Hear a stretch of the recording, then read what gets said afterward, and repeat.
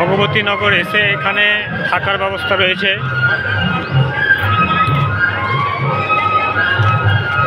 এখানে ফ্রিতে থাকা হবে এবং এখানে একটা যাত্রী নিবাস রয়েছে, এখানে পয়সা দিয়ে থাকা যেতে পারে। এই যাত্রী নিবাসের কাউন্টার হচ্ছে এইদিকে।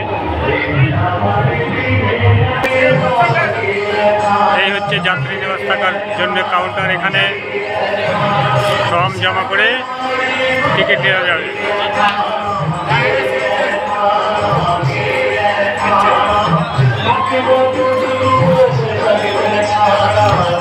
আর এই পিছন দিকে রয়েছে বাস টিকিট কাউন্টার।